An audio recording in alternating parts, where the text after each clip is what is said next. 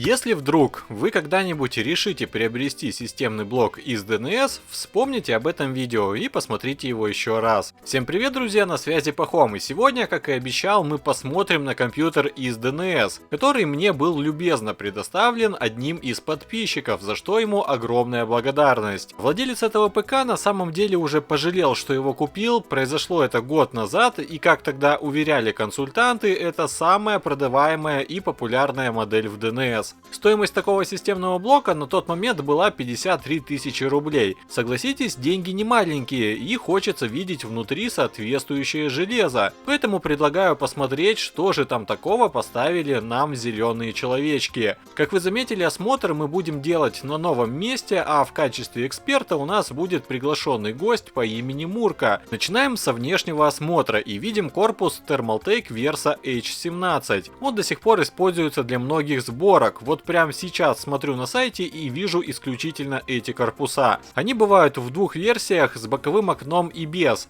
В нашем случае видим, что окошка нету. Странно, когда бюджет более 50 тысяч рублей. Быть может, сборщикам DNS стыдно за внешний вид внутри? Да не, быть такого не может. Но, как оказалось, может. Скидываем боковую крышку и видим прекраснейшую картину. Примерно так же выглядел бы ПК, если бы его собирал мой кот с закрытыми глазами. Как видите, ни о каком кабель-менеджменте не идет и речи. Все провода болтаются как попало, и при желании можно было бы навести красоту. Однако из-за отвратительного выбора комплектующих сделать это не так просто. Взять только блок питания. Это DEXP на 400 Вт. Стоит такой менее 1500 рублей. У него коротенькие проводочки, с которыми неудобно работать при сборке. Хотя это не самый страшный минус, ведь надо понимать, что здесь нет никаких защит. Об активном PFC не может идти и речи, а по факту, скорее всего, он еще хуже Aerocool VX. Кроме того, можно забыть об апгрейде ПК на более мощную видеокарту, поскольку дополнительное питание здесь просто не предусмотрено, а 360 Вт по 12-вольтовой линии здесь, скорее всего, сильно преувеличены. Сколько проработает такой блок питания, неизвестно, хотя как минимум год он уже справлялся со своей задачей, однако это все равно не сулит ничем хорошим. Остальные комплектующие мы посмотрим чуть позже. Сперва надо продуть нашего героя, поскольку, как видите, он слегка запылился. Заодно посмотрим на заднюю часть под крышкой. А там у нас все еще краше, чем спереди. Провода также болтаются во все стороны. Однако мне удалось найти некие потуги, похожие на кабель менеджмент. Вот эта стяжка. Видимо, именно столько их выделяют на сборку. Приятного, конечно, мало, ну да ладно. Давайте уберем основной слой пыли и будем выдвигаться ко мне домой, где сможем ознакомиться с остальными комплектующими.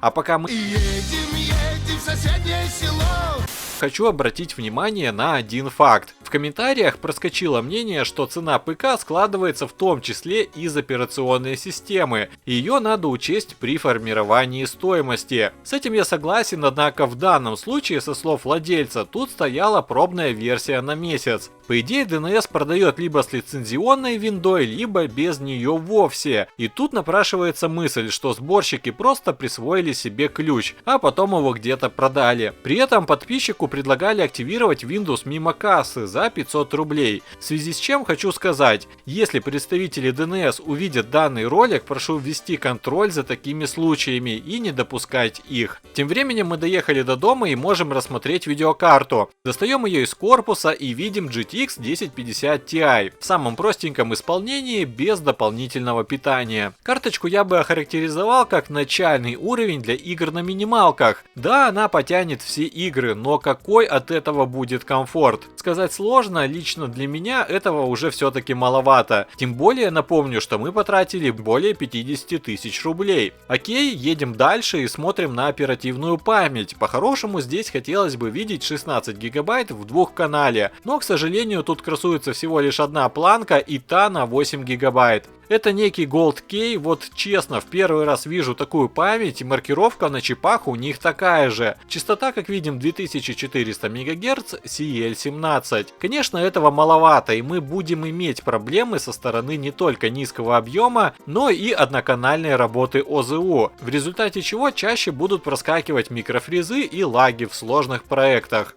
Установлено все на самой бюджетной материнской плате, в биосе которой нет абсолютно никаких настроек, кроме выбора приоритета накопителей. Это неудивительно, все-таки H310 чипсет, да и по большому счету что-то подкручивать здесь нету необходимости. Кстати, забыл сказать про накопитель, там у нас стоит жесткий диск на 1 терабайт. SSD, естественно, из соображений экономии поставить забыли или вовсе не хотели. Ну и давайте полюбуемся на процессор, все-таки на корпусе висит гордая наклейка i5, она действительно нас не обманывает, потому что мы видим i5 8400. По тем временам еще не ставили в сборке 9400F, а распродавали предыдущее поколение, что мы и наблюдаем. В принципе, процессор достаточно годный, 6 ядер с турбобустом до 4000 МГц, и, наверное, это единственная часть, на которой не сэкономили. Вот такой вот ПК приобрел мой подписчик в DNS. Я не буду подытоживать, насколько тут все плохо, вы сами все прекрасно видите. И теперь по традиции предлагаю вам написать в комментариях, сколько действительно, по вашему мнению, стоит данный ПК. Кстати, про прошлую сборку из Эльдорадо было много ответов, там в комментариях люди сошлись на мнении, что его фактическая стоимость не превышает 15 тысяч рублей. Посмотрим, какую оценку вы дадите в этот раз. А я предлагаю перейти вам к тестам, но прежде не забудь подписаться на канал, если еще этого не сделал, чтобы всегда быть в курсе актуальных сборок и комплектующих к ним. Ну а первой игрой для тестов будет Метро Исход. Средний пресет настроек графики демонстрирует нам средние 25-30 кадров в секунду. Согласитесь, это не тот результат, на который ты рассчитываешь, покупая дорогой ПК. Процессор при этом не напрягается, так будет во всех играх из-за упора в 1050 Ti.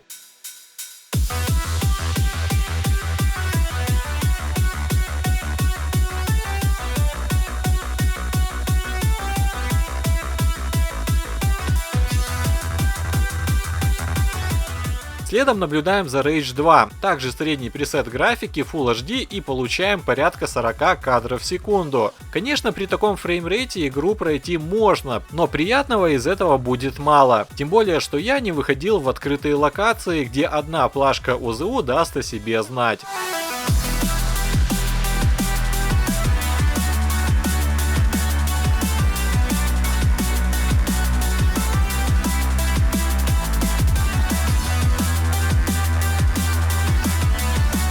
Далее у нас также бенчмарк, это Shadow of the Tomb Raider, где на средних настройках получаем 35 средних кадров в секунду. Следовательно, понимаем, что действительно эта видеокарта больше годится для низкого пресета. Повезло, дождь идет 4-й день, хотя по радио сказали, жаркой будет даже день, но впрочем в той тени, где я пока и сухо, и тепло, но я боюсь пока. Одни идут чередом, день едим, а 3 пьем, и в общем весело живем, хотя и дождь за окном. Посмотрим, что у нас покажет Far Cry 5, и тут впервые мы получили более 45 FPS на все тех же средних настройках графики. Игра хорошо оптимизирована под карты Nvidia, это приятно. Фризов и подлагиваний в бенчмарке не было, что как-никак, но радует.